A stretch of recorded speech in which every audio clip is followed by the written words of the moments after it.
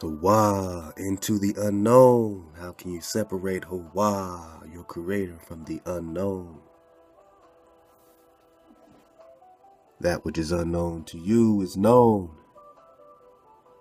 Into the unknown. I mean, the new world was unknown. They just found you here, so-called Negro.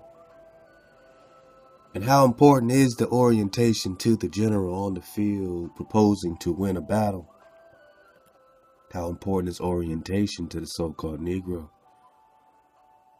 Let me tell you how important orientation is, man.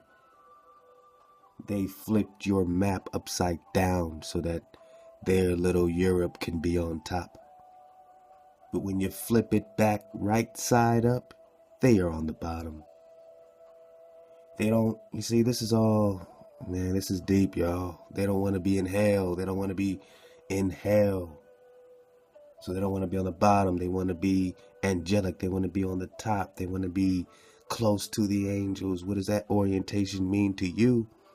That they would flip their map, your orientation upside down. I mean, what do you think this is play? They flipped you upside down.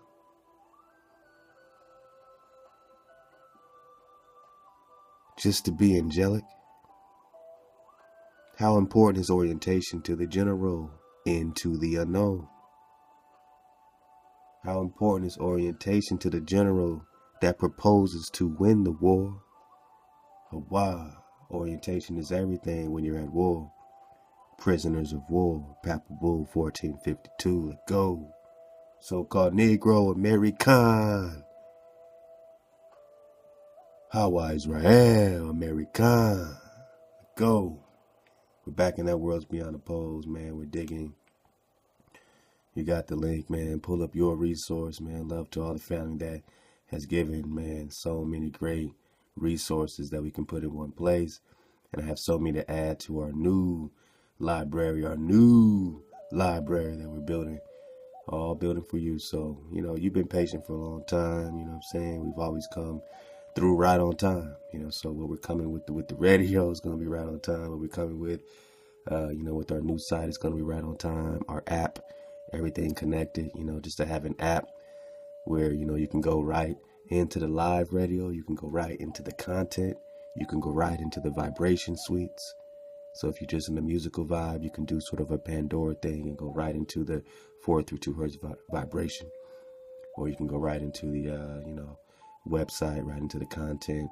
Also linked into this library, you know what I'm saying? So you have this right on that app. And then, of course, you know what I'm saying, you got our live radio coming right at you. And all our family that's building, man, Drop Nation, this is what we're talking about behind the scenes, is having an atmosphere that we can, you know, put in our work and put it in one place. So when we build up the framework, we'll be, you know, capable of doing all that, man. Putting it in one place, having our radio. Uno will have his radio show.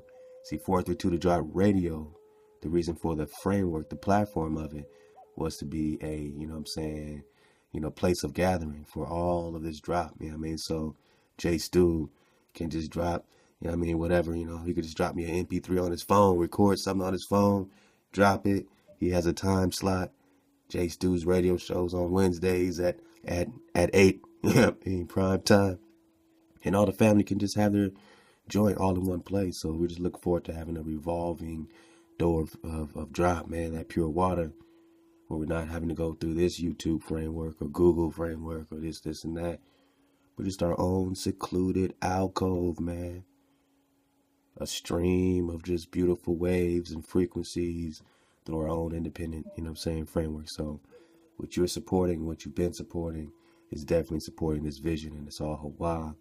I'm so grateful, I'm so humble to all of you for validating the frequency.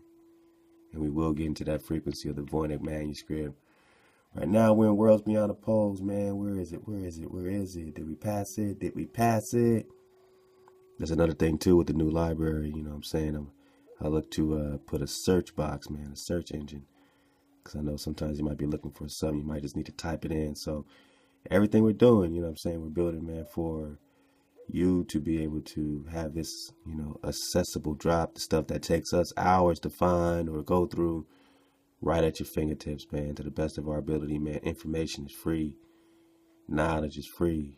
You know what I mean? This is The Worlds Beyond the Poles by Amadeo Giannini. Pull it up. We in it. Into the unknown. Let me take a sip of my tea. Family. I love to Chef Candy, my beautiful queen. Man. Love to my seeds, man, that energize me. You know what I mean? I got 3 boys and 1 girl, and they all are so dynamic, man, in their personalities, and it's like amazing. You know what I mean? So the main thing I do this for is for them, man. I want to manifest something, manifest a reality that they can walk in. I think we all want that for our children, to manifest our reality, man, not be jammed up all the time. In captivity. I want a reality of freedom for them. It's worth it to me, man. At 37 years old right now, look, man, shit, I lived a life, but I will, I intend to live a life worth living, and dropping this drop, man, and vibrating with y'all makes it worth living. It's more valuable than anything I could have, comprehended of value in my past, man. So, Hawa, love to my family and love to you, Drop Nation, because you are my family. And we all vibe in this frequency. We take our time around here, man. Paco know what the time is, man. What's time, man, to us? What, you came here in a rush? You came here for some information? Hey, man, fall back. This is for the children. This is for the family. Shit, we vibrate around here. I should go get my fireplace, man. Tell you what time it is, man. Get y'all fuzzy slippers on. All right, we're just getting back in the orientation into the unknown, because all this is unknown, so we can ask the right questions. Since we're talking about the unknown, we can vibrate to the right frequency. We don't have to get stuck down in anybody's mind, anybody's art sketches of a globe. Remember, you can't Google one or find one actual image. Just stop the video and go find a real picture of the earth that you think is spinning. If you think you're on a ball, go find a real picture of it. Go. Now that should be the easiest thing for you to find. These Americans, man. Oh, when they put their flag on their moon. When they put their flag on their moon, man. It's a joke. Man, they would have colonized the moon and made it and just exploited it the same way they exploited America, man. But the fact that you ain't heard about it in 40 years plus. The fact that you ain't heard about the moon in 40 years, but we've been talking about Mars for decades and this. And look, man, all this is connected sky areas. They are beyond the poles. They are beyond the poles. They're going to give you some little picture of Antarctica like this. No, this is the wall. These are the lands. These are the lands. Look at Barrington, Iron Republic. I remember we got that Iron Republic. Now this is saying this is the Barrington area. Go back to the last part of the series where they called this the Iron Republic. And they said it was colonized in the 16th century by folks from England when they were sailing around looking for Prester John and everything else. Some of them slipped through these cracks. What cracks? Some of them slipped through these passages. Passage. Landmasses everywhere. Where? Everywhere. Outside the barrier, outside the cracks like the raw summer gate is more land. And we'll get some more drop from Admiral Byrd. Talking about the same damn thing. The Japanese maps talking about the same damn thing. Are they all bullshitting you? If this is not what's taught in school, but you got a globe, and your globe only compasses this area, and you're fixed ball. What about these other lands, man? What about these other lands? See, they can't acknowledge these other lands because they can't fit them in their ball. These lands don't fit in your ball, and you're spinning. Oh, but you're going around the sun, right? But Job tells the sun to stand still right quick. Don't move. Don't take away your light, Tomas. Stand still so I can whip some more ass, man. But you're spinning. You're spinning in circles 1,100 miles per hour, says NASA. All right, so what land beyond the poles? What land beyond the poles? What land beyond the poles are we going to be digging on today in Worlds Beyond the Poles? Go ahead and get it, man. Go ahead and vibrate up, because we're talking into the unknown, so I don't proclaim to know anything. We don't need to proclaim to know anything. We feel what's true. We feel a frequency. So we get the babies out even of this, man. They all try to hijack. They all trying to get us, y'all. They all trying to get us. Let's go. Now this is some good tea, man. So I'm gonna take my tea breaks. The greater the knowledge, the greater the knowledge, the greater the knowledge, the keener the pain. The greater the knowledge, the keener the pain. The greater the knowledge, the keener the pain. Though the world's dreamers are sufficiently endowed with knowledge. Though the world's dreamers are sufficiently endowed with knowledge of a transcendent order, they are denied knowledge of the price their dreams will exact. Perhaps it is well that such is the case, otherwise the world might never learn of the dreams. As the dreamer of 1926 to 27 could not foresee the flagellation his dream would inflict, neither could he anticipate the stupendous forces to be mustered for his dream's confirmation. It was almost 20 years to a day in October 1946 when the most powerful force for confirmation began to function beyond his most ardent expectation. It brought realization of his hopes of 20 years before, when he had visited another of the world's pioneering eccentrics in the person of Dr. Robert Goddard. At Clark University at Worcester, Massachusetts, Dr. Goddard was then painstakingly experimenting with rocket construction in his cell-like laboratory at the university. He too was denied funds for the perfection of his perfect dream, and he heard the customary mockery reserved for dreamers of all ages. Though there was then realized the possibilities of physical continuity's confirmation through the medium of the rocket, there was little expectation of the rocket's early perfection. And the extraordinary part, it was destined to play in procuring confirmation data. Hence, there was unrestrained enthusiasm when in October 1946, the U.S. Naval Research Bureau's V-2 rocket was sensationally projected into the perpetual stratosphere darkness beyond the sky enveloping the desert community of White Sands, New Mexico. How we cool. So we've been digging on New Mexico. We've been digging on how we cool. We've been digging on this Zuni Cibola, Shambhala. All right. Now if you ain't dug up on this experiment in 1927, this V-2 rocket they said was, some deserted rocket from the war, and they put a camera on it and lit this thing up, shot it into the stratosphere, and it went up higher than anything, like higher any balloon test, anything. So they shot it up over New Mexico, White Sands, New Mexico. Now listen up. There at the altitude of 65 miles, its camera developed from the terrestrial sky area being photographed an undeniable replica of that which had been described as early as 1927.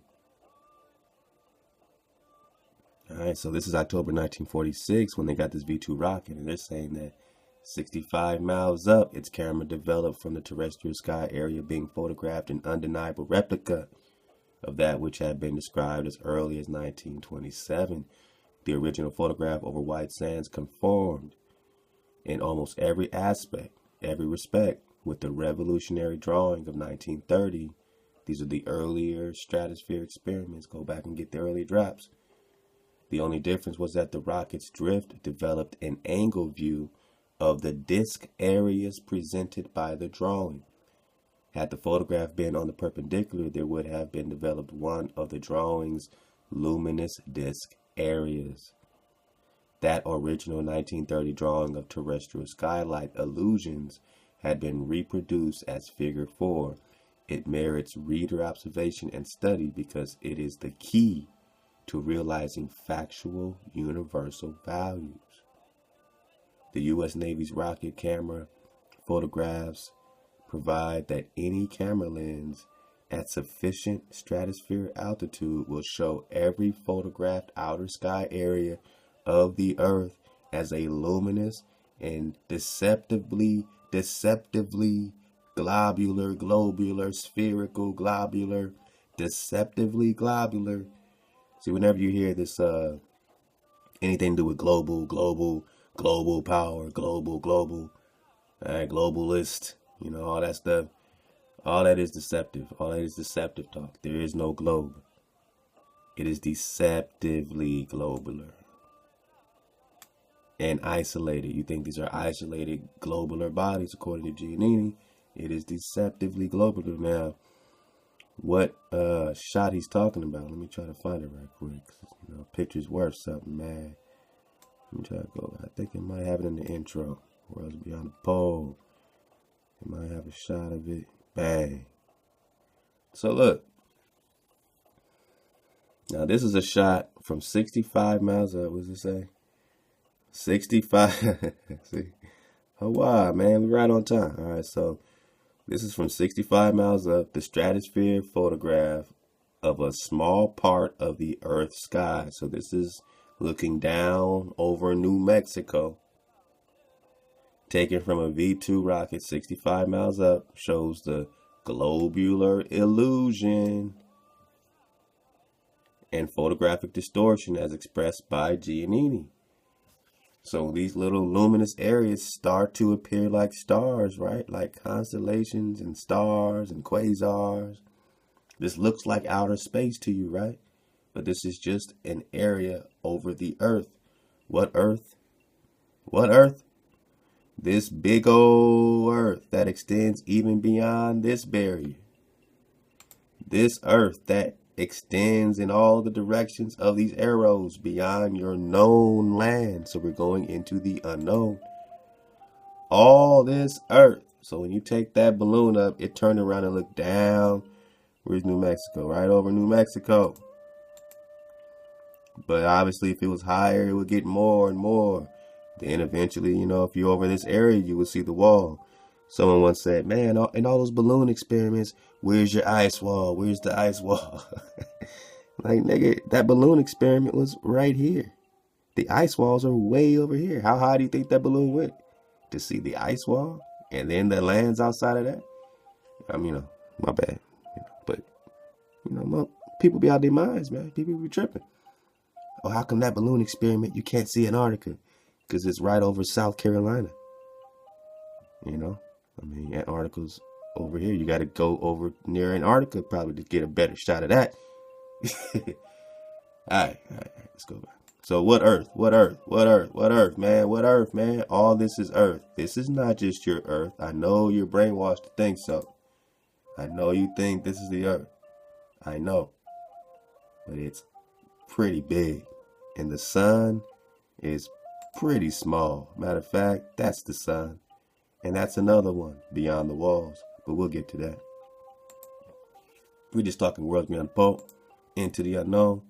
So again, over New Mexico, this looks like stardust. This looks like a bunch of isolated globular illusions. Let's go back. Hope you're having a good time, man. You gotta have a good time, man, and dig on this, man. I thought I saw some drop. All right, let me go. This is sideways, but they kind of giving you only luminous disk-like sky seen from dark stratosphere and all celestial areas. Only Earth's blue sky, 7 to 10 miles seen from Earth's land. So 7 to 10 miles up. I mean, this is very detailed. You know, when you get into the stratosphere journey. Let's go back. Where we at? 106. Y'all remember the page we was on? That was kind of, you know, I was kind of in my thoughts, you know what I'm saying? I think it was 106. Okay, why? Into the unknown.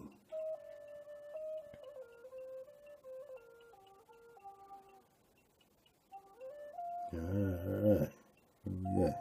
Alright, the V2 rocket. So yeah, so that's what they was talking about. So hence there was unrestrained enthusiasm in October 1946. The U.S. Naval Research Bureau's V2 rocket was sensationally projected into the perpetual stratosphere darkness beyond the sky, enveloping the desert community of White Sands, New Mexico, there at the altitude of 65 miles. Its camera developed from the terrestrial sky area being photographed, an undeniable replica of that which had been described as early as 1927. That original photograph of White Sands conformed in almost every respect with the revolutionary drawing of 1930. The only difference was that the rocket's drift developed an angled view of the disk area presented by the drawing. Had the photograph been on the perpendicular, there would have been developed one of the drawing's luminous disk areas, the original 1930 drawing of terrestrial skylight. Illusions has been reproduced as figure 4. All right, that's what you just saw. It merits reader observation and study because it is the key for realizing factual universal values. The U.S. Navy's rocket camera photographs prove that any camera lens at sufficient stratosphere altitude will show every photographed outer sky area of the Earth as a luminous and deceptively globular and isolated entity or body. The photograph contains an angled view of the disk. A photograph on the perpendicular would show one of the assumed isolated bodies telescopically observed of the celestial. It proved the illusion in centuries of astronomical observation of the universe about us, for the luminous disk surface area must impose the delusion. You are delusional to think you're spinning on a ball and that everything is isolated and globular. Assumed isolated delusion of an isolated globular body. In the light of such sensational rocket camera performance within infinity's dark stratosphere corridor, high hope was held for the photograph's influence. It was reasonably believed that the photograph would arouse the lethargic guardians of the mathematical universe and afford realization of the skylight illusions of the ages. However, in spite of such memorial achievement, there was no apparent awakening of the self-appointed arbiters of the universe pattern. Their evident lack of discernment accentuated the Christly dictum, none are so blind as they who will not see. All right. Accordingly, even as the remorseless truth of previous unorthodox disclosure was presented, the global misconception caused the development of a series of misinterpretations of that photograph and others that followed. The misinterpretations represent forlorn attempts to keep intact the fallacious mental portrait of a mathematically isolated globe Earth. The fallacious mental portrait, man. Giannini's just laying it out. Fallacious mental portrait of a mathematically isolated globe Earth. Though stratosphere photographs of terrestrial outer sky areas hold abundant proof that globularity and isolation are illusory, their message is too profound for understanding and acceptance.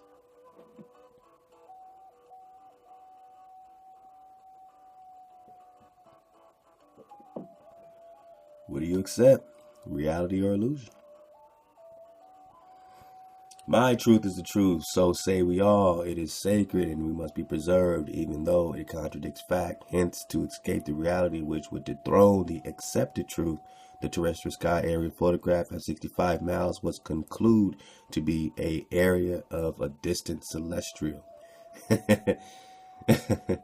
So the photograph of New Mexico that you just saw, that looked like outer space from 65 miles up, was concluded by the scientific community to be an area of the distant celestial. Wow. That conclusion, though lacking foundation, stemmed from the assumption that the rocket camera had tilted as the rocket reached its flight limit into the stratosphere, turned, and began its descent, and at first photograph was assumed to be a segment of a celestial globe body millions of miles away. The fact remains that the camera need not have tilted as assumed. The mere turning of the rocket in its gliding or drifting descent would have caused the camera to record at an angle the globular terrestrial sky area which the rocket was approaching. Subsequent photographs over the same terrestrial sky area confirmed the latter conclusion. It is readily perceived that in the rocket's turning, the camera lens could not reproduce the entire terrestrial sky area as it would have been photographed on the perpendicular. Hence, at the second of the rocket turning, only an arc of the completed dead sky area could be detected by the lens. It resulted in an incomplete disk area being shown. The camera's lens function was not changed. It was developing a disk through detection at an angle. Therefore, it was compelled to produce only angles of a disk because the rocket continued to drift. There was no chance for a perpendicular photograph of the sky area. Had there been, the photographs after rocket turning would have shown a complete disk area comparable to those of Figure 4. Naturally, when any one of such disk areas is detected, it must deceptively appear to be isolated. There must appear to be space between the dead sky areas. That is what provides the basis for the isolated misconception. Have you been misconceiving things? What is your perspective?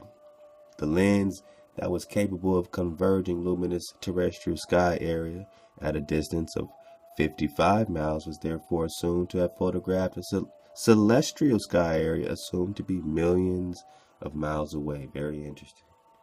So again, the scientific community, all right, that's ostracizing this minority report, this research by Giannini in the 20s and 30s. The lens that was capable of converging luminous terrestrial sky area at a distance of 55 miles was therefore assumed to have photographed a celestial area, assumed to be millions of miles away. Very interesting. Just like you assume the sun to be millions of miles away when it is only a few thousand miles away. Very interesting. I mean, yeah, man, a few thousand miles away. Because that would make sense in this depiction, because the sun, this little dot, is in a circuit. All right, when it's, doing the Tropic of Capricorn, then it's over a certain circuit, and it's summer in that area. When the sun is over you, it's summer. Let's make it simple. When it spirals away from you, it's winter. When it brings its light back into your land, it's summer. Get it? Wherever you are on that, that arc or that circuit is summer whenever that circuit hits you. Now, what's up with this one? What's up with this circuit? Huh? Yeah. All right. Let's go. Isolated misconception. The lens that was capable of converging luminous terrestrial sky area at a distance of 55 miles was therefore assumed to have photographed a celestial area assumed to be millions of miles away. Very interesting. To avoid any possibility of confusion, let us assert that the figure 55 miles is accurate. Though the rocket's altitude was 65 miles, it was only 55 miles from the outer sky's surface being photographed. The distance from the Earth's surface to the sky is from 7 to 10 miles. Again, the distance from the Earth's surface to the sky is 7 to 10 miles. The 10-mile figure is utilized here for convenience, and the difference between 7 and 10 miles has little or no meaning for the illustration. The lens detecting what was falsely claimed to be The lens detecting what was falsely claimed to be an area of celestial produced an identical outline in subsequent undisputed photographs of the same terrestrial sky area from a distance of 90 miles. The rocket's altitude was 100 miles. 100 miles. Now, this thing went up 100 miles and took photographs, man. Turn around to look down, and it looks like some celestial area just looking down at the, illuminated sky area, sky gas areas, whatever you want to call them. 90 miles, 100 miles. You would think that's enough to confirm any curvature of the earth or any global or isolated bodies. And this is the recon, this is the research, these are the conclusions. Beyond a theory or hypothesis, this person is a scientist looking for repeatable and observable science. Now it's frowned upon and shamed upon to go against the scientific norm, to go against that which you were taught in grammar school, elementary school, that little ball globe that was sitting right by your teacher, inceptioning your mind. Now you can't get it out because you can't imagine land beyond this ball. You don't feel you're spinning, but you believe you are. You can't prove gravity. It's a theory, not a law, but you believe in this God, this force that keeps it all together, keeps you from tilting over. You ain't moving if you're firm, fixed, and immovable, Negro. And as a nation, you're firm, fixed, and immovable, Negro. See the correlation between your land and you. You're firm, fixed, and immovable. See the correlation between the earth and you, so-called Negro?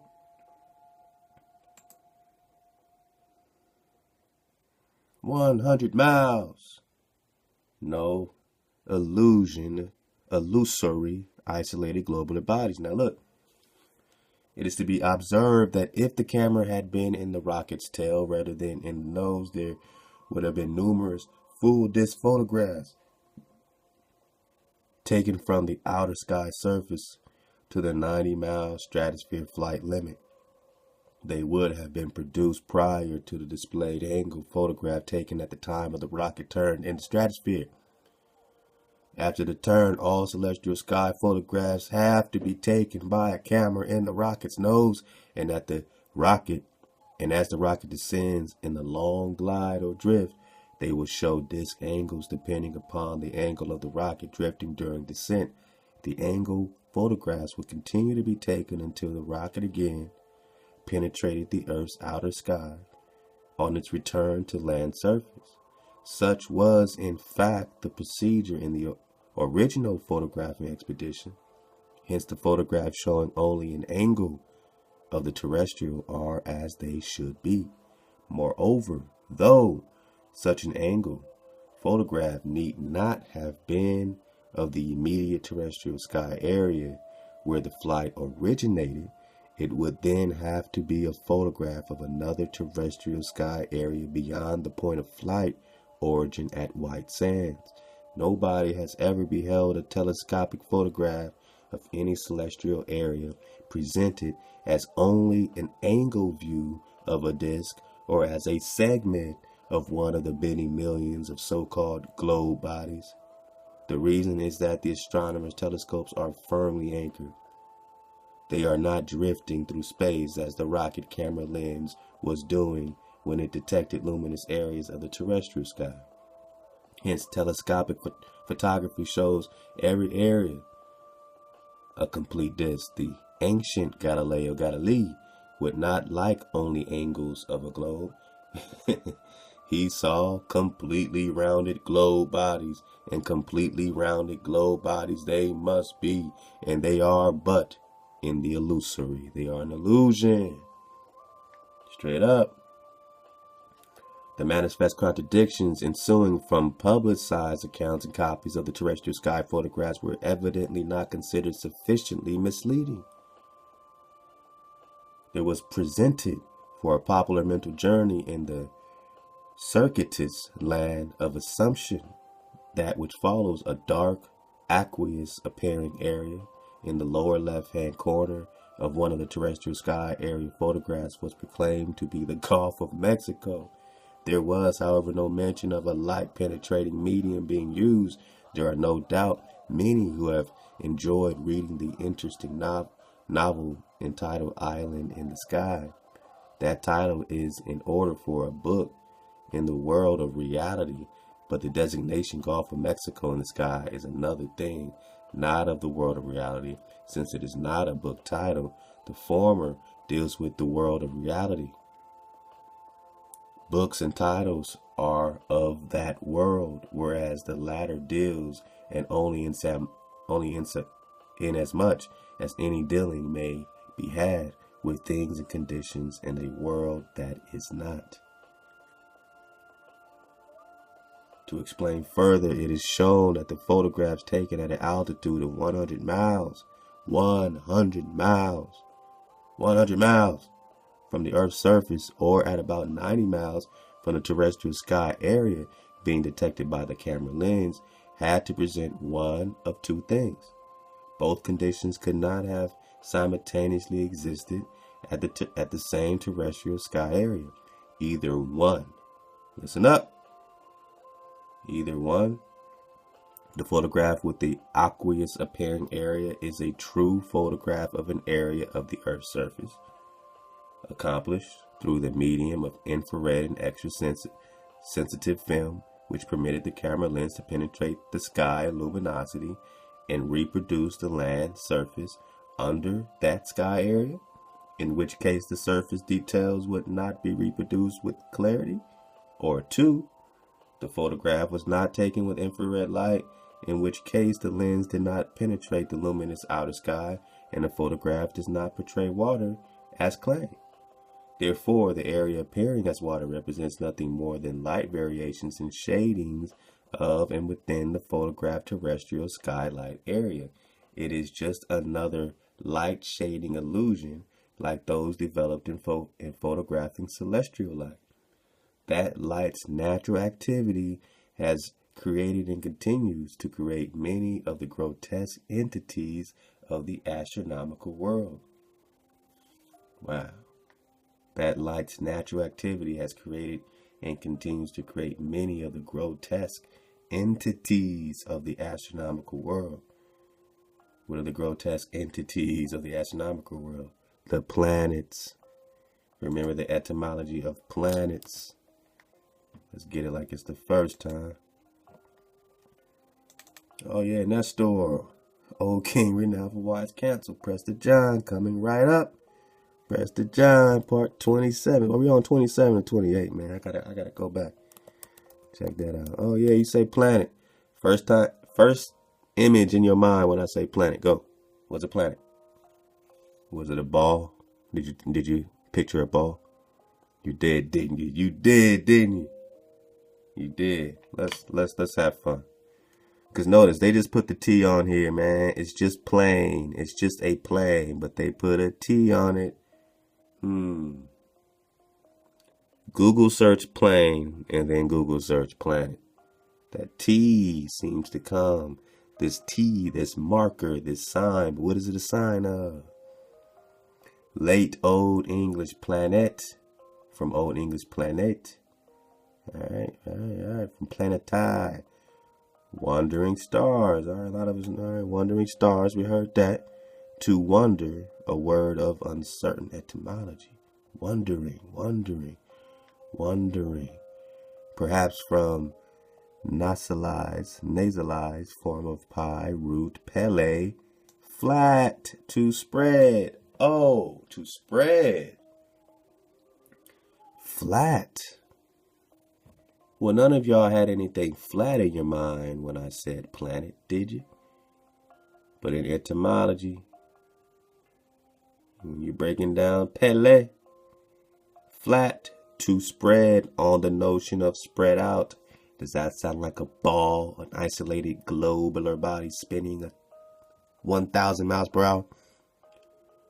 Flat to spread. How do you get flat? If you were actually on a ball, How is the etymology of planet flat? But it goes deeper because we're talking about angelic properties, wandering stars. So you see one aspect referring to the land. Now, what is it really talking about? These devious things. And why did this man just call these? Why did he just call it? Where is it?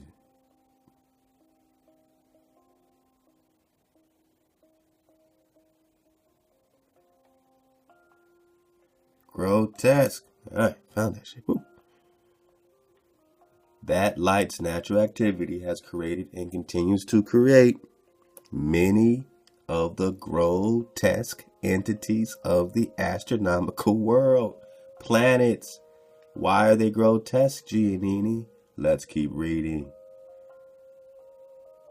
Now, from the Greek plazein, to make devious, repel, dissuade from the right path. Are they grotesque, Giannini? I mean, are these grotesque entities? Entities? What are entities? Entities. I mean, he's giving it all away. All right, these grotesque entities. Are they grotesque entities because they are making devious, repelling, dissuading you from the right path? Are we talking about fallen angels underneath the barrier, wandering stars? It is hard to think of a formal connection. Beeks notes the similarity of meaning to Greek plazein, to make devious, repel, dissuade from the right path. So called because they have apparent motion. Even in etymology, it doesn't admit that they have motion. It has apparent motion, illusory motion. It's an illusion. It's a delusion. It's a plague. See plague? You went to planet and you gotta go see plague. You went to planet and you get flat, but you still think you're on a ball. You're in an illusion. Even in etymology, dig on it. I'll leave the link. Why is it a? Why are we talking about a grotesque entity? Why are we talking about grotesque entities of the astronomical world? Because we're talking planets, and when you talk planets, you're talking about making devious ones, the devious ones, repelling you and dissuading you from the right path. Who is this Saturn? Who is this Jupiter, this Zeus, this Apollyon, this Apollo? Who is this Jupiter that they worship? Who is this Zeus? He's Zeus. Who is this Jesus? Jupiter is Jesus. Jupiter is Zeus. Zeus is what? What is Jupiter? Jupiter is the son of Saturn. He's the son. Jupiter is the son. Jupiter, Jesus, is the son. Zeus, the son. Man, y'all better get with it. Or get left on. So if Saturn is Satan, then Jupiter is Satan's son, Satan's spawn. He's the son of Satan. Christ, the son of Satan, the son of Lucifer. What are they singing in the cathedrals? Do we got to dig you up? Dig on that and show you what they're singing? How they're saying, oh, Lucifer. Lucifer is their Christ. He is their son. They call him the son.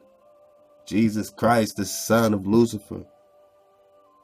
Christos, Christ, is the anointed of the Greeks. We're just talking about the Greek plazein, to make devious. Christ is a Greek word.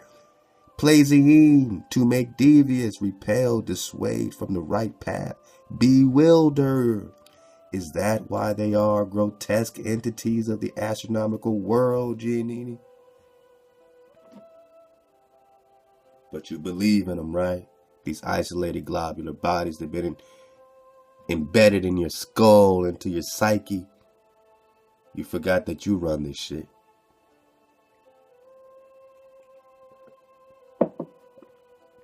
Damn, this tea is good. Love the Chef King. To make devious, repel, dissuade from the right path, bewilder, so called because they have apparent motion, unlike the fixed stars that are in order. Originally including also the moon and the sun. Originally, what's the real modern scientific sense? The modern scientific sense. So this is the delusion. This is the dissuading from the right path. This is the hijack. The modern scientific sense of world that orbits a star is from the 1630s. So you started thinking in terms of a world orbiting the star in the 1630s, and how much did the Copernican madness play? Oh yeah, you might see a ball orbiting and a bunch of balls orbiting even in the Sumerian, even on the walls, and you say, damn, how far back did that hijack go? They were teaching people this shit back then, even in Sumeria. Just because it's on the wall don't mean it's hijack free, fool.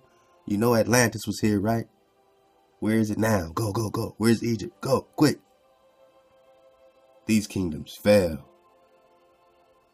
Oh yeah, these kingdoms fell. These grotesque entities of the astronomical world that thought they could rule us.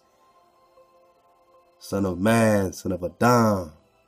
Daughters of Adam, they thought they could rule you and make devious and repel you and dissuade you from the right path of Hawa. Bewilder you.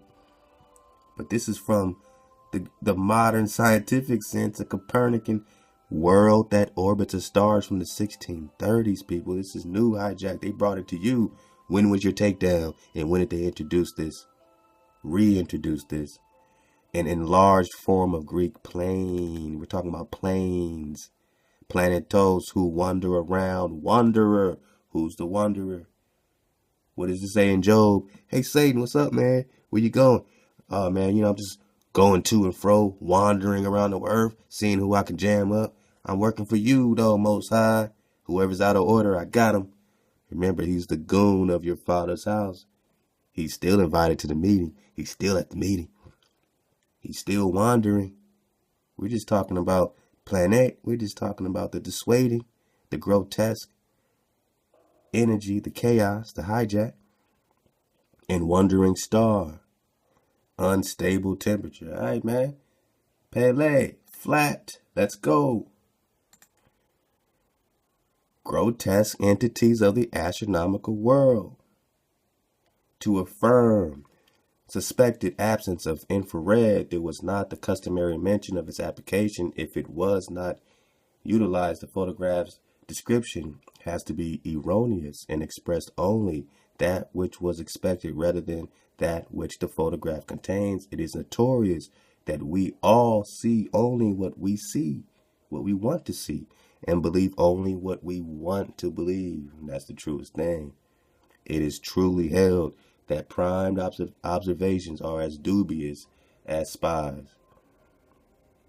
Those are two different frameworks of thought. People that just want to believe what they want to believe. So when we come over here and surf the waves, start asking all these questions, step on a lot of toes, people start banning different things, you know what I'm saying, books and research and this and drop our radio station, you know what I'm saying, off of, drop the entire Live 365, went disappeared.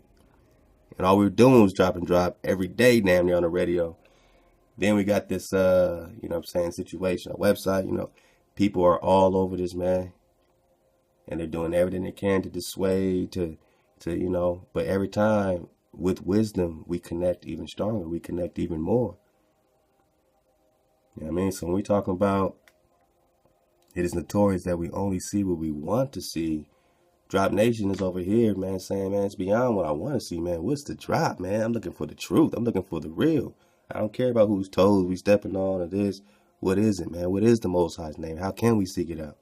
You know what I'm saying? What is this? What is this thing? What is this language? What is this frequency? We're asking questions. We're being scientific and observable, repeatable. But other people just want to be, they're content seeing what they want to see.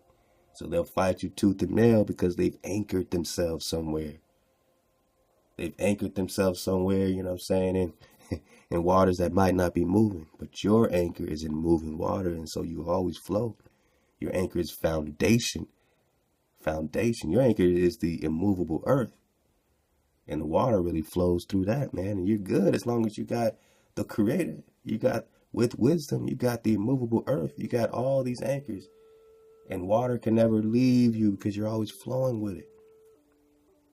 Water is, all of this is yours. Everything is moving. Everything is beautiful. But are you spinning? Is the water moving or are you? Man, we just got to keep our flow.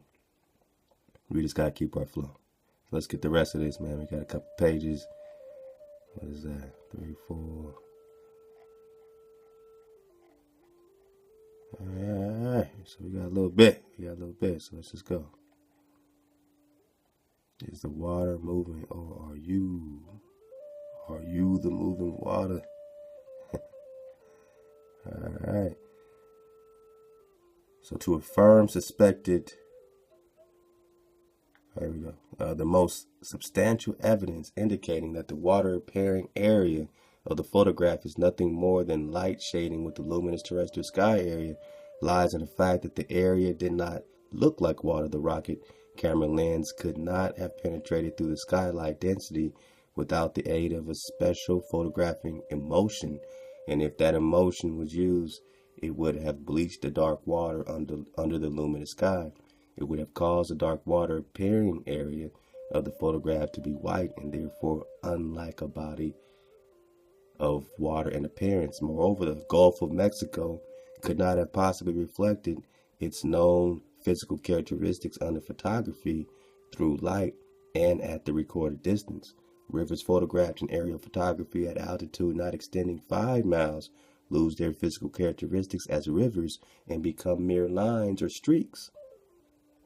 On the land surface, such a condition develops in photography, which is not through skylight. Hence, when the photographic distance is multiplied 15 times and the lens is compelled to penetrate through skylight with the aid of infrared, one could hardly expect a clear portrait of the real physical conditions or objects being photographed.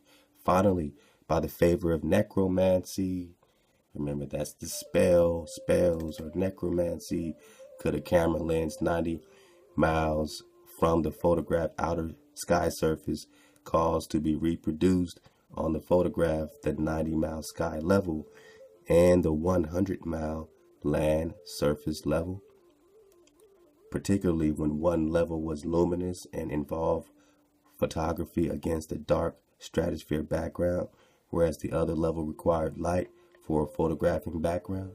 And how could the developed photograph of both levels show that the entire photograph area was luminous except for the small dark area of so-called Gulf of Mexico water? It would have to be concluded that there is no sky over the Gulf of Mexico. There was sky over the land area because none of the land was shown.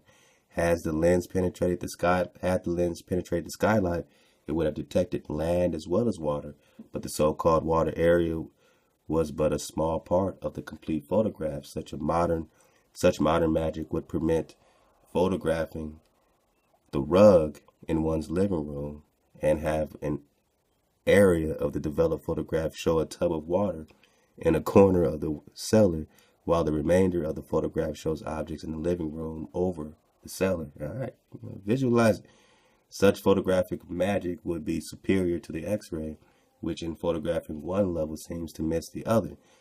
In this comparison, the interior and exterior become equal to photographing levels. The simplest experiments establish that it is impossible to see what is on the opposite side of any luminous area or object. Try to look through the flame of a fire anywhere. Try to penetrate the luminosity of any kind of burner. It will be found that the luminosity of an electric light filament or even the feeble flames of burning gas jet or of a common match will define lens penetration. You can't get through the light. One must never lose sight of the fact that there exists no observing instrument that was not patterned after the human lens. And here's when you get to the concave situation, because you are already looking out of a concave lens with your human lens, and their telescopes have other concave lenses. So it's through a concave lens into a concave lens, and this helps their necromancy, their magic. This helps their illusion, their globular illusion with the human lens. The human lens is great and magnificent, but it is subject to many errors. Therefore, it must be held in mind that every lens holds the same elementary error as the optic lens. It demonstrates gross misunderstanding to claim that though the human lens is subject to error, the photographic lens overcomes the inherent error. It does no such thing. If it did, there would not be curves developed by the photographic lens. The advancement of telescopy through photographic recording of telescopically detected luminous celestial sky area does not advance telescopic findings beyond the point attained when Galileo fashioned his telescope. At least insofar as the findings deal with the reality of celestial things and conditions, there has been no advancement.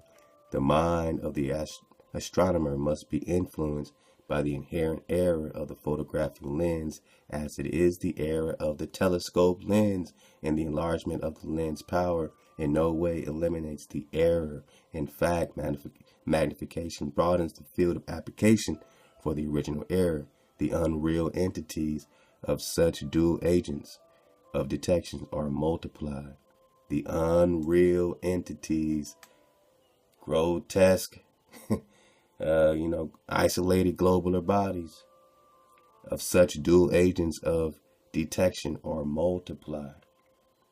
And though the entities are unreal, they are more readily accorded the status of reality as a result of misplaced confidence in the ability of two detecting agents instead of one. So you see all this, and you see all this, and you see all these illusions and photographs and illusions. And what else is an illusion? What else is an illusion, man? So I want to get to a little bit of this documentary on this particular Admiral Byrd trip, man. Shout out to Cuzco Jack. We'll be dropping some stuff sometime, man. We got a little time, man. Let's kind of get to it. If we have some time, I'll go back and finish that chapter out of Worlds Beyond the Poles. If not, we'll catch it next time. Love to y'all, man. Let's fall back, man, and see what we're talking about. See what we're talking about, man. Let's just see what we're talking about. California and Arizona combined. Over freezing wastes without people, without life, without vegetation. Nature's most formidable challenge. Now, this is how they want to depict the Antarctic continent. And again, does it look like this, or is this your Antarctica? Where's that continent in this map? Where is it? Where's that Antarctica continent? Where's the Antarctica continent? Second polar ice ring? Yeah, there is a second polar ice ring. Look. Now, that's the first one. Here's the second polar ice ring. First one. Second polar ice ring. Admiral Byrd land. This was the land that Admiral Byrd said he saw. We're going to see some of that again. So let's get to it, man. Let's get to it. I mean, these researchers are honing in on something, man. See what time it is. Challenge to man. The 4 planes are gassed up. All controls triple checked. Motors heated. For they face cold as extreme as 60 below. Unrelenting. Murderous. Photographic units lead the parade of science to the planes. Each is a flying laboratory. The cameras are the trimetricons and the K-17s that spied out enemy secrets during the war. Now each plane carries 250 pounds of film to record some of nature's last great mysteries. The war's secret radar magnetic detectors are here too, bolted on like bombs. In war, their electronic impulses plotted minefields buried deep under the surface. Now they will read far below the ice, detect and identify minerals, coal, iron, precious ores. Byrd gets the words, "Ready, sir." He boards the leading plane, gives the command, "Take off." Crews hasten to rock the ships and thus free the skis frozen to the ice. Now all the work that has gone before, the planning, the task of preparing ships, of training men, the perilous voyage through the ice, now all of these investments of time and sometimes of suffering are coming to focus. Takeoffs for non-stop flights over the desolate, danger-studded wastes of Antarctica. Flights to great distance, the equivalent of, back at home, winging non-stop from the Canadian border to the Gulf of Mexico. Aviation is all important in the Navy's Antarctic exploration, just as aviation is all important in a modern Navy that must be strong under and above the sea, as well as on it. All right, so this is Admiral Byrd's logbook, Antarctic Bays, February 19th, 1947, 6 o'clock. All the preparations. So we're reading out the logbook. All right, we're getting the drop. Let's get the drop. 6 o'clock. All right, all preparations for our flight to the north have been completed, and we are off the ground at 6:10 a.m. with full tanks of fuel, 620, fuel mixture in the right motor. 2 dents, adjust, and now engines Pratt Whitney's work well. All right, and you got the other translation. So, let's get the drop. This is play. Admiral Byrd was known as the greatest so-called American explorer. And he's the one telling you that he found more land beyond the ice wall. Let's go. Shelf ice, Byrd leads his 4 planes in the long climb over pressure ridge areas, heading for the polar plateau, 10,000 feet up. Below are no landing fields, only deep crevasses. Pressure ridges 100 feet high. Instant destruction for a plane forced down. Birdland. Byrd pioneered the first South Pole flight in 1929. He applies again the practice of constant vigilance, careful calculations that assured his earlier successes. Over this cruel country, Byrd flies today at 3 miles a minute. In earlier explorations, 3 miles in one day was frequently the utmost for Shackleton and Scott for Britain. 3 miles a minute. Amundsen for Norway, and Byrd himself for America. The Beardmore Glacier, 200 miles long, 50 wide, 1,000 feet deep, who knows? Byrd checks position by the sun compass. The glacier signals the South Pole itself. Here, Byrd drops the flags of the United Nations, carefully boxed, a symbol of America's goodwill to all nations. Now, beyond the pole, Byrd focuses his cameras and magnetic detectors. Now, you're going to see these flags. You just drop the UN flag. That's the Pope's flag, right? And then you're going to see them plant their flag. And then you're going to see in an interview, oh, we don't make any claims, but we're planting flags all over the place, getting these resources. Let's go. On land new to him and to all mankind.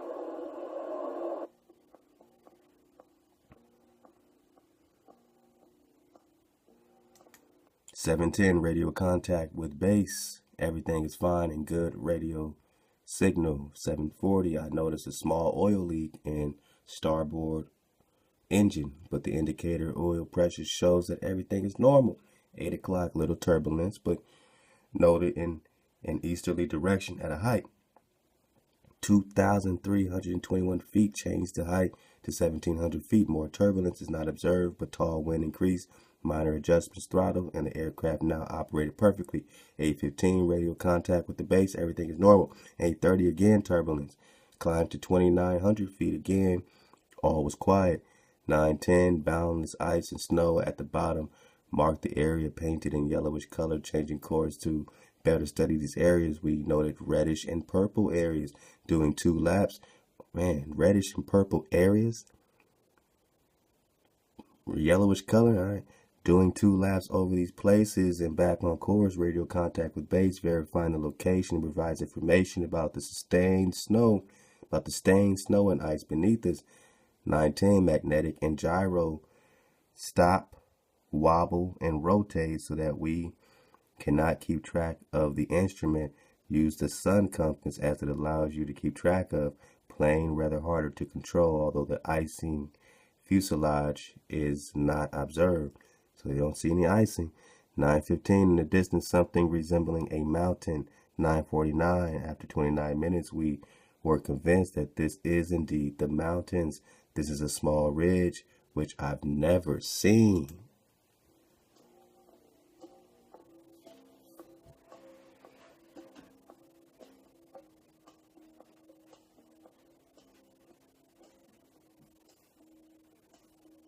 The pilot, Commander David E. Bunker, wipes his frosted windshield, a constant source of trouble in polar flying.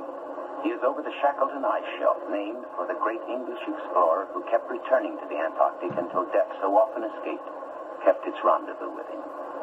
The smooth shelf roughens. Dark rocks, called nunataks, appear above the ice. Then rugged mountain ranges as far as the eye can see. Byrd's planes, deep into the unknown, are the eyes of civilization, recording, evaluating, mapping. Plateaus, mountain ranges, with peaks 20,000 feet above sea level.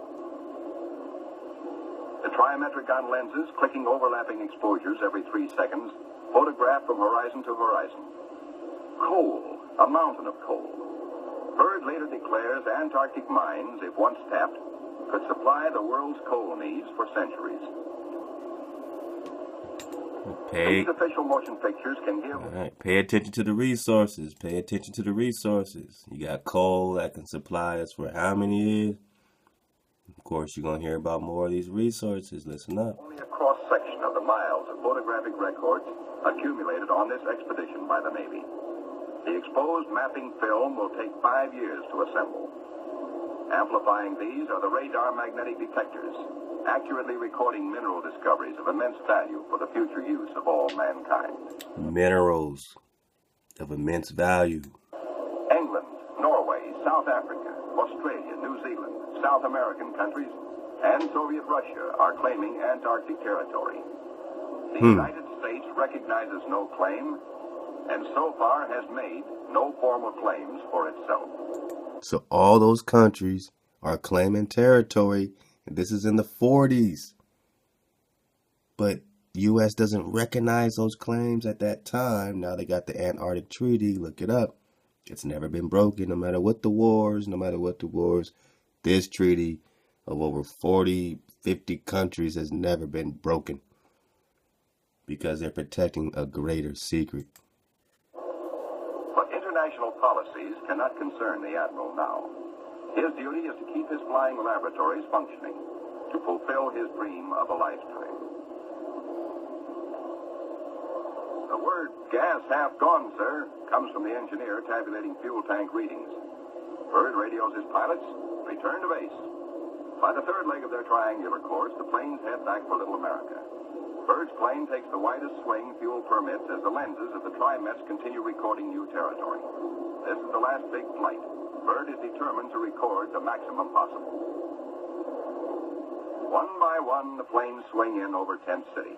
Flight operations checks them in and safely down. Plane 2, plane 3, plane 4. But not plane 1. Byrd's plane is yet to be accounted for. Byrd is missing. Byrd is missing. Now, we heard of Byrd's diary and all that stuff before, this whole inner Earth, hollow Earth thing. But when you deal with a, non-moving, relatively flat, obviously you got the mountain peaks and you got your valleys, particular surface, and you got a lot of depth, and you can still have inner Earth, lots of inner Earth possibilities, man. Under the waters, beneath the waters possibilities, man. 955 changed the height to 2950 feet, 2950 feet, as again seen strong turbulence. 10 o'clock, we're flying over a small ridge. It's still moving northward. As accurately as can be ascertained, in addition to the ridge, we see a small clearing with a river or a creek in the middle. But under us cannot be a green field. Cannot be a green field. There's something definitely wrong. What? Byrd's plane was missing. In his logs, he's writing, under us cannot be a green field. There's something definitely wrong.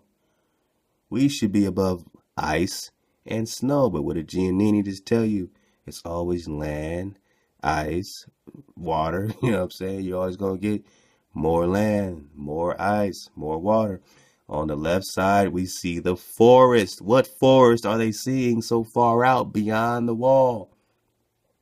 Growing on mountain slopes, our navigation instruments are still spinning. So they had a magnetic situation. All right.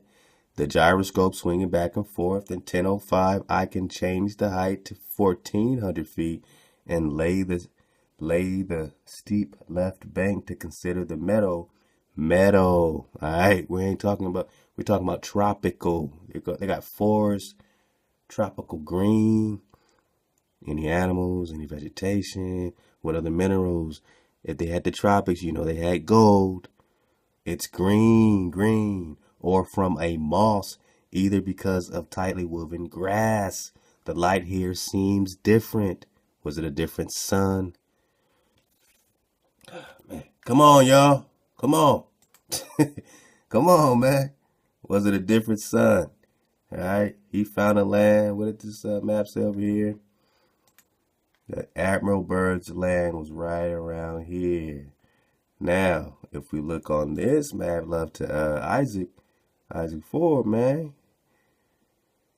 You go that same right beneath South America. You got Thoth, the moving island. Bang. And you got the moon called Yah. And you have the Bull or Baal or Baal. And the Rods and the Thoths. All right, hijack 101 going on.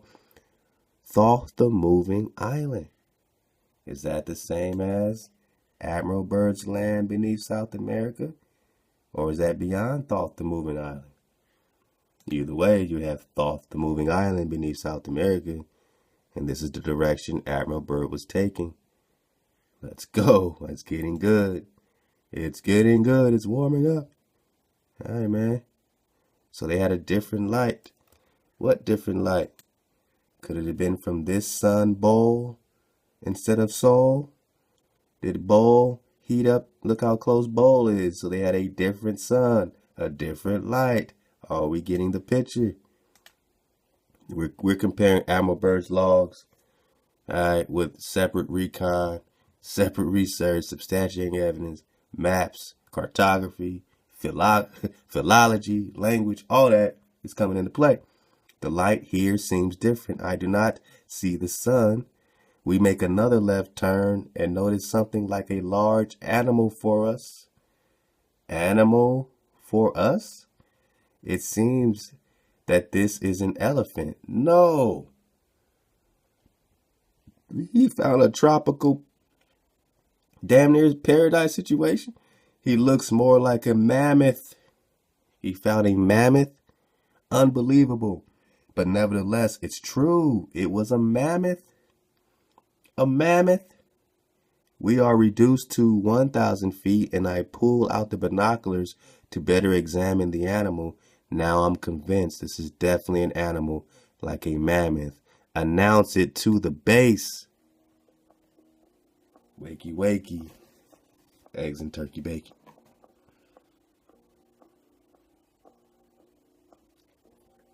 What did he find beyond the poles? Smooth shelf roughens, dark rocks called nunataks appear above the ice. Then rugged mountain ranges as far as the eye can see. Bunger leans forward in amazement. His eyes have caught a sudden and unbelievable change in scenery. The universal white has turned to chocolate brown, dotted with blue. A cameraman goes into action. Huge area with no snow, no ice, no cold, near a passage, and Agartha, what they're calling Agartha. What passage? Could it be this passage? Landmass passage. Passage. Which passage? Which gate? Summer gates of Ra? These passages and gates? Which passages? Which gates got him to the second polar ice ring? In between the first polar ice ring and the second one? Which passage? Pay attention. You saw some of this before, but let's get it, man. Let's get it. Open your eyes. 100 square miles of land without snow. Land that might be in New Mexico or Arizona. Pictures alone will prove Bunger has discovered a warm oasis in the shadow of the pole. Oasis. That could be in Arizona, beyond the poles. It is for such supreme moments as this that men brave the hardships of exploration. The astounding, undreamed of fact is that they are over a chain of warm water lakes, whose shores, except for small patches, are free of ice and snow. Wow. Commander Bunger circles the largest lake in sight, 5 miles long. 5 He comes in miles. to make a landing. Water temperatures must be recorded. Samples. Now they said this area is what 300 miles long. It's 300 miles of an oasis. This lake is 5 miles long. Warm water. He finds the water fresh. The temperature 38 degrees. Fresh water, man. Not salt water. Fresh water means you could drink it.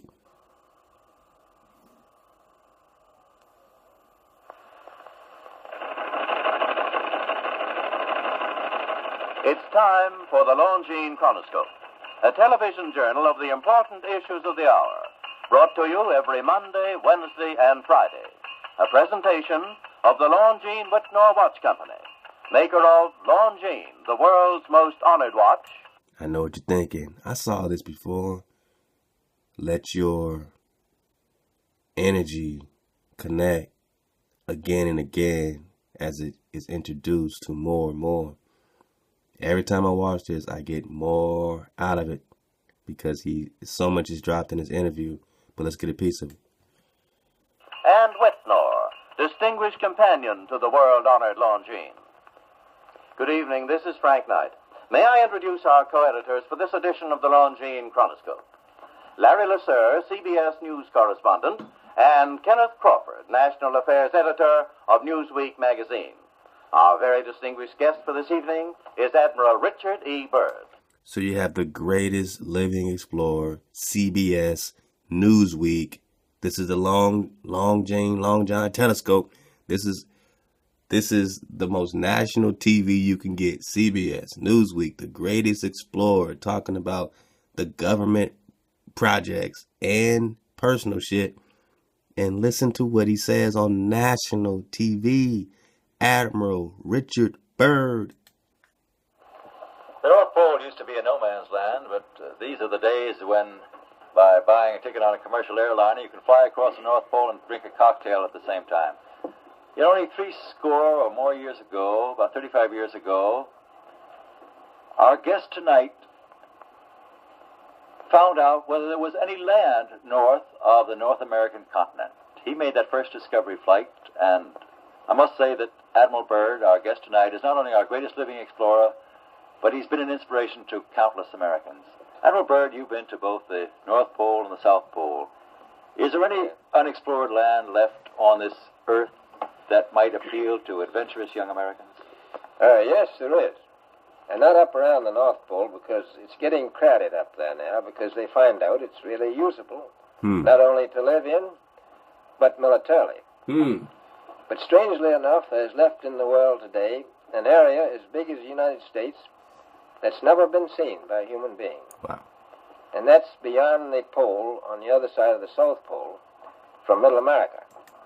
An area the size of North America. Now, here's a depiction of Thought the Moving Island. All right. It could be that size. It could be bigger. Here's what they're calling Admiral Byrd's land, the size of North America. This is bigger, even though you see the slither of Thoth. So maybe it was this one. Or it could be this one. Or this could be the Thought the Moving Island. Choose your island. Choose your world. Remember, so-called Negro, they found you in a new world. New world, new world, new world, new world, new world, new world, new world. They brought their disease. Imagine them bringing all of their bullshit to one of these spots. Finding people, man, frolicking, man, just enjoying, you know what I'm saying, a beautiful day, enjoying the resources. The Most High said, man, you get out of order. I'm going to send the worst of the heathen on you people. I'm going to send people from a fucked up hell to come fuck with you. And that's what happened. They brought dis-ease to your new world. And how many more new worlds has the parasite spread to? Has the virus spread? And I think it's quite astonishing. Where? Byrd is not only our greatest living explorer, but he's been an inspiration to countless Americans. The Greatest living explorer. days when, by buying a ticket on a commercial airliner, you can fly across the North Pole and drink a cocktail at the same time. You know, only 60 or more years ago, about 35 years ago, our guest tonight found out whether there was any land north of the North American continent. He made that first discovery flight, and I must say that Admiral Byrd, our guest tonight, is not only our greatest living explorer, but he's been an inspiration to countless Americans. Admiral Byrd, you've been to both the North Pole and the South Pole. Is there any unexplored land left on this earth that might appeal to adventurous young Americans? Yes, there is. And not up around the North Pole, because it's getting crowded up there now, because they find out it's really usable, not only to live in, but militarily. But strangely enough, there's left in the world today an area as big as the United States that's never been seen by a human being. And that's beyond the pole, on the other side of the South Pole, from Middle America. Bang. And I think it's quite astonishing that there should be an area as big as that unexplored. That's a tremendous So challenge. there's a lot of adventure left down at the bottom of the world. Well, Admiral, do you hope to see that? I do. Well, Admiral, Yeah. would you say that since you've been to both the extremities of Earth, are these expeditions to such far-off places, are they getting easier because of modern techniques, or is danger still close at hand? Well, it's a little risky, but nothing like it used to be with the old slow planes and the small cruising radius where we had to put down bases. We replaced the dog teams, and of course that was a big improvement. But now the planes go much faster and they are safer, and they have a much bigger cruising radius. You haven't got the danger of a terribly heavy load. Admiral, an expedition to which I believe you're the advisor is now en route. What is that expedition doing? Well, that's the icebreaker Atka, and it's a reconnaissance expedition. It's going down to the South Pole area to make certain observations and to look for some bases. They will be back in April, and they will report back, and upon the information we get from that undertaking, we will base the bigger expedition that's to follow. Is that very definitely planned, or is that... That is being planned right now. So I'm willing to say to you that there will be a number of expeditions that will follow, I think, year after year, at the bottom of the world, because the government has really become interested. Well, Admiral Byrd, I can understand, I think everybody can, the interest in the North Pole because it's so near our greatest challenger, Soviet Russia. But why this interest in the bottom of the world? Nobody living down there, is there? Listen up. No, it's pretty cold. There's only one permanent resident, that's the emperor penguin. The little ones live further north. I tell you one reason they're interested. It's by far the most valuable, important place left in the world Bang. for science. That's why the scientific groups all over the nation are really interested. But more important than that, it has to do with the future of the nation, those to come after us, or even during your lifetime. Because it happens to be an untouched reservoir of natural resources. Bang.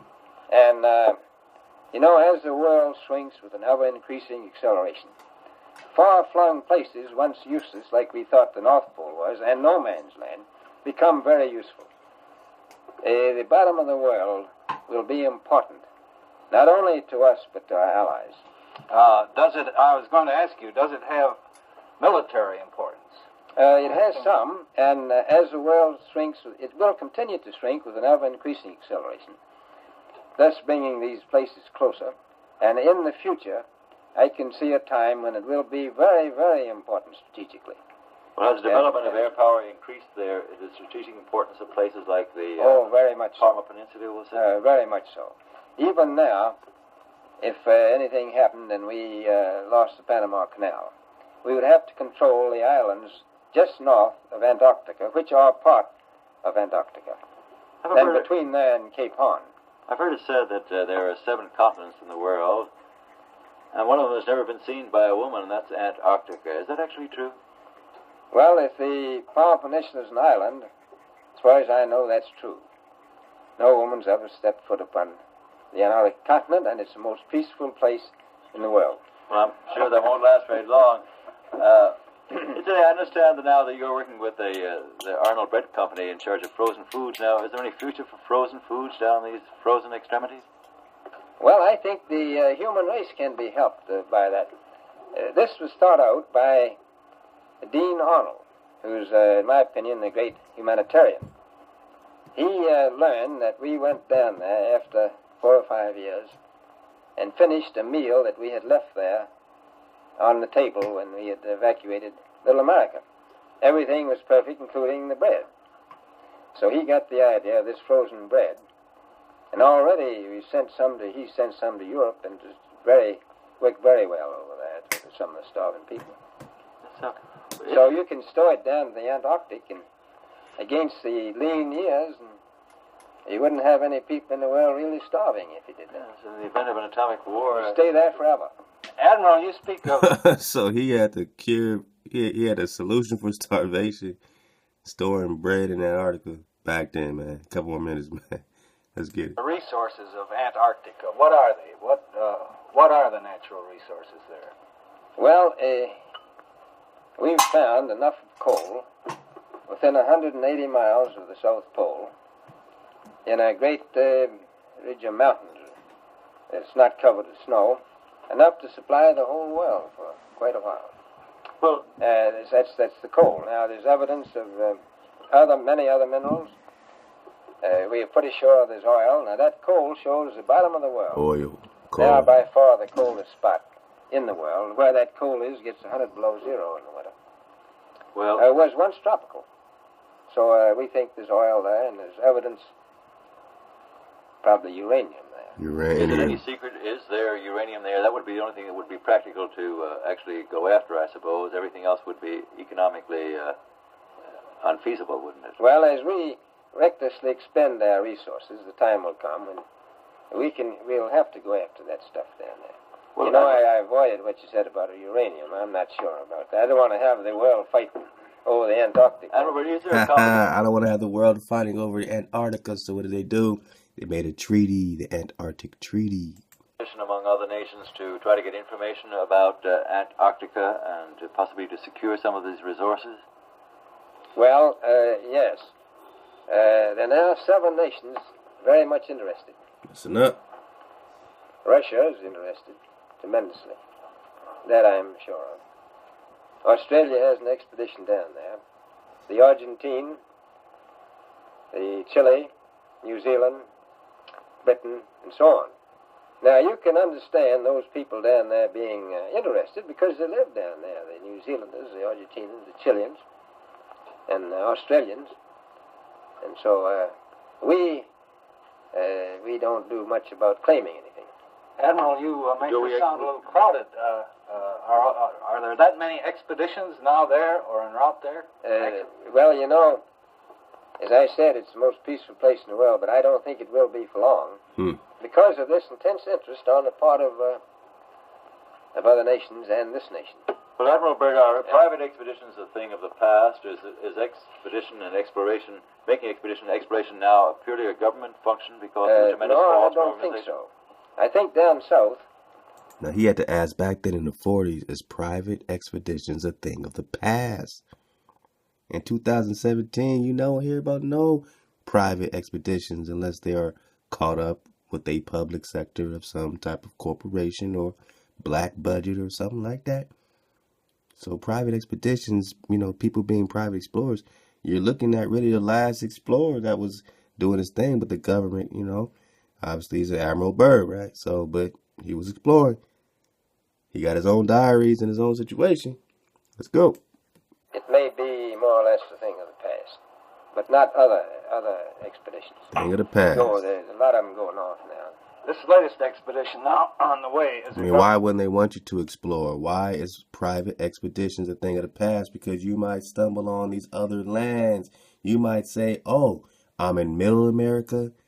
You mean I'm the little cattle being held in with this sheet, this fence here? You know, I'm being held in with this first polar ring, this ice wall. And outside of that is many lands. And I'm held in thinking I'm spinning on a ball. Look, this is Earth, right? This is Earth, right?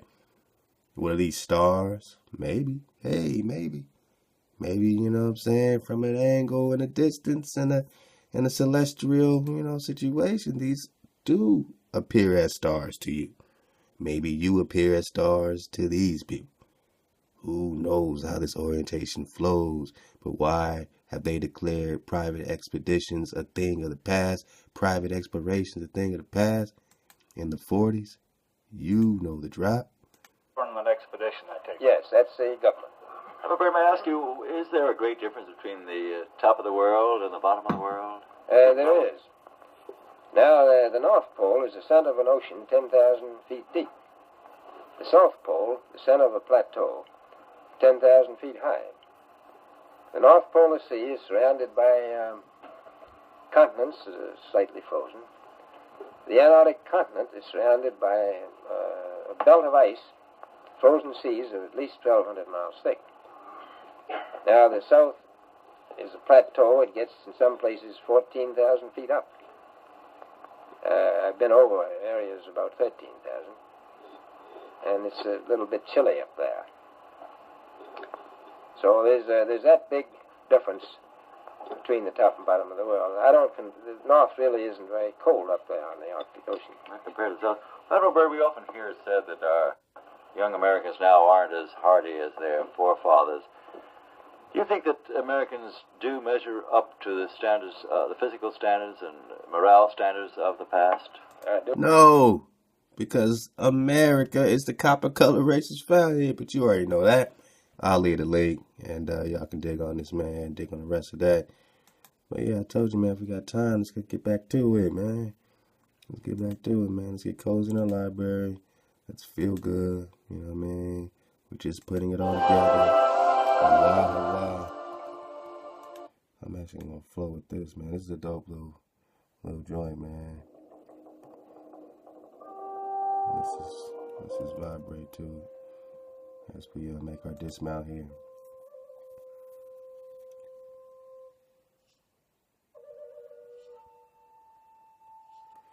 As one proceeds along the astro-mathematical lane of enchantment, one finds that a subsequent rocket camera photograph at an altitude of 150 miles contains white cloud-like formations.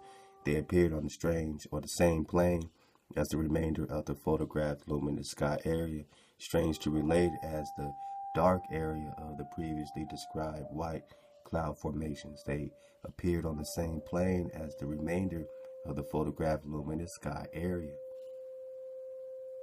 Strange to relate as the dark area of the previously described 100-mile altitude photograph was misinterpreted as water.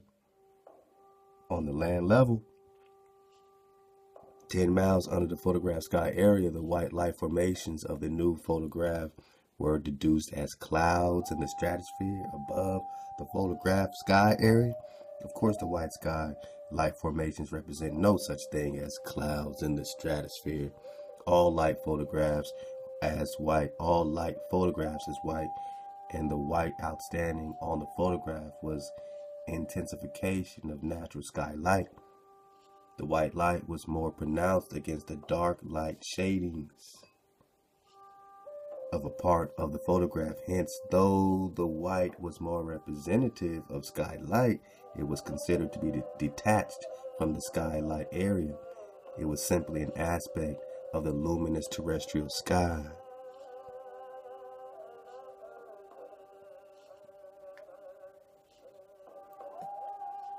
Lack of reasonable reference to gas clouds formed within the particular gaseous sky area recalls the apt announcement of a famous scientist: the world of the mathematician is peopled by all sorts of entities that never did or never could exist on land or sea or in the universe about us, and we here take the liberty to add fittingly, nor in the luminous sky area everywhere. It may be appropriate to record that the clouds of common reference are restricted to formation within the Earth's region of atmospheric density. The region extends from sea level to about 6 miles above the Earth's surface. Clouds are produced as a result of atmospheric conditions prevailing throughout the atmospheric area. That same atmospheric region extends throughout the entire universe, contrary to the conclusions of astrophysics. It need not come as revelations to stipulate that clouds, as commonly referred to in a world of reality, are supposed to contain moisture or chemical potential for moisture. The moisture of such atmospheric clouds may develop into rain, hail, or snow. It would be extremely fascinating to witness the production of rain and snow from the gaseous elements of any skylight area where, because of the particular sky gas elements, clouds could never form. Celestial and terrestrial sky areas do contain gas clouds, but it would be a revelation if they were afforded due consideration and astronomical conclusion about celestial skylight areas. That consideration would dispel a great deal of cosmic mystery and permit even astronomers a view of realistic universe. It would prove equally sensational to witness rain and snow from the stratosphere if one harbors the idea that atmospheric cloud formations could develop in the stratosphere region of negligible atmospheric density. The thought may be dispelled with knowledge of the factor denying stratosphere cloud formation. The factor is the cosmic ray activity prevalent in the stratosphere at all times. Its forceful movement is ceaseless.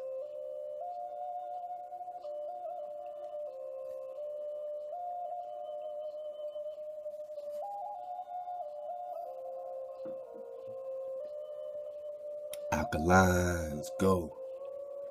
Make our dismount.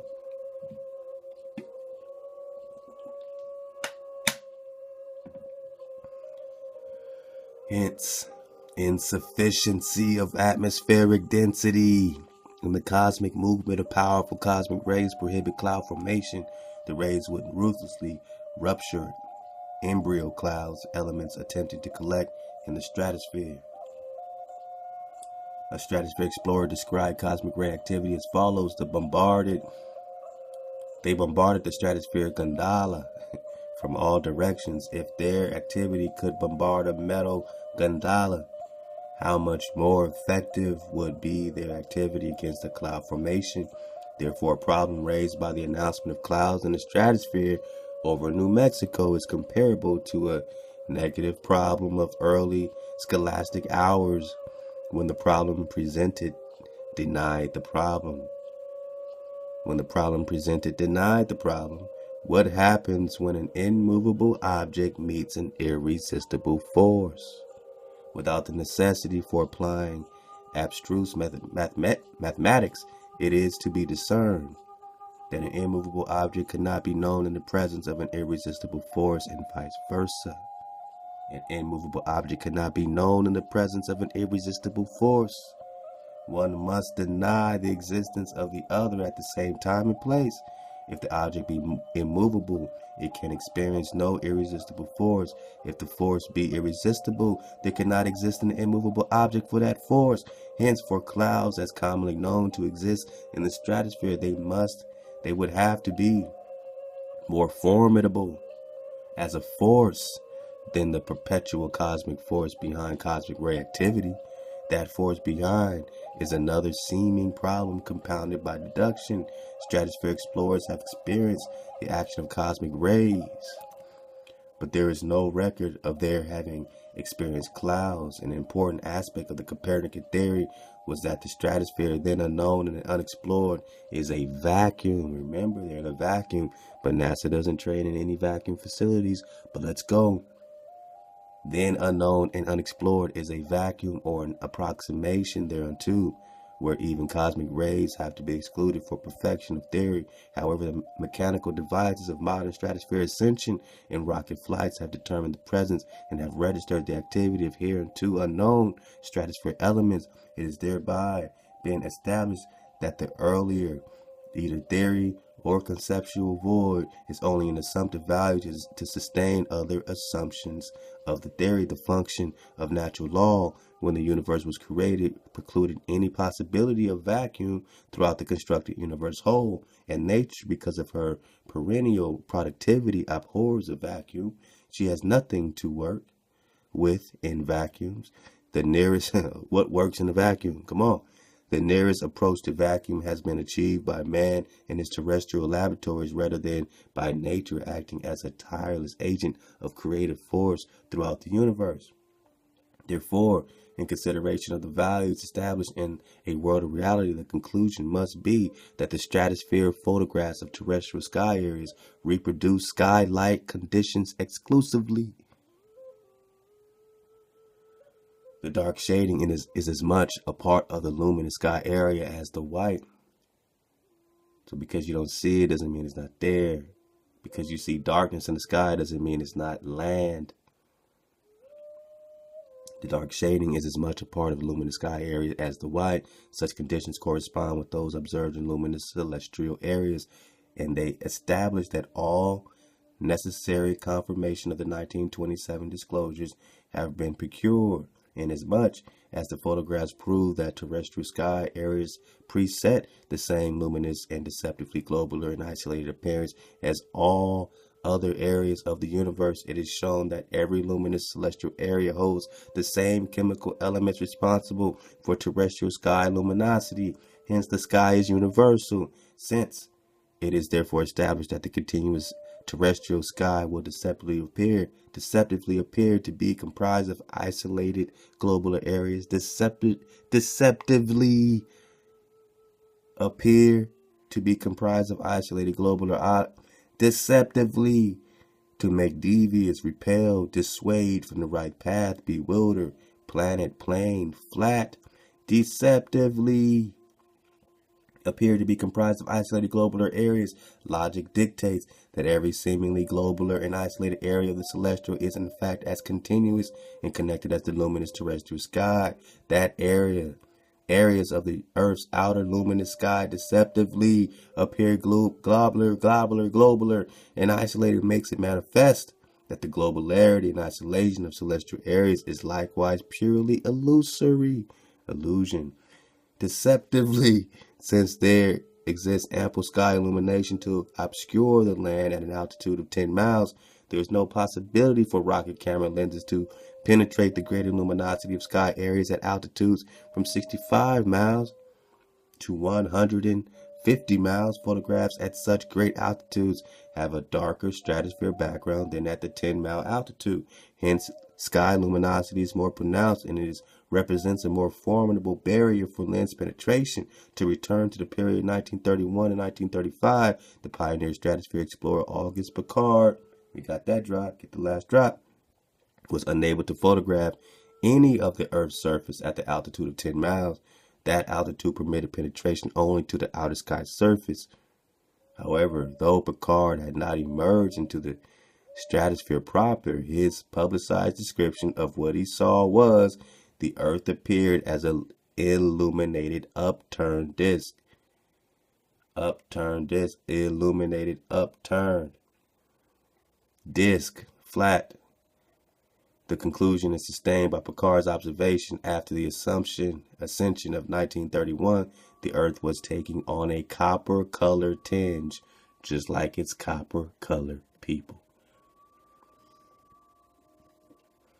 That tinge represented primary illumination. It was sufficient to obscure the land only 10 miles away. At the photographing altitudes of the rocket camera, the sky area had long since developed from the primary copper-colored stage into the extremely luminous, seemingly globular area.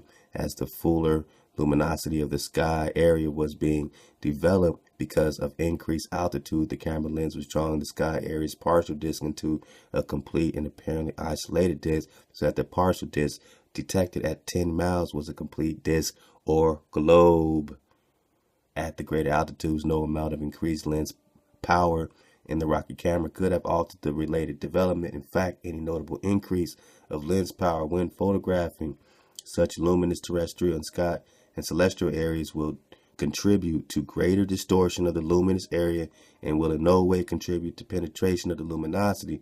Increase of the lens power will impose an oppressive magnification of the light and will cause the light, which normally photographs as white, to present a pockmarked appearance of light pits and fissures. Then the skylight area might appear to be covered with canyons corresponding to the so-called canyons shown in photographs of the moons.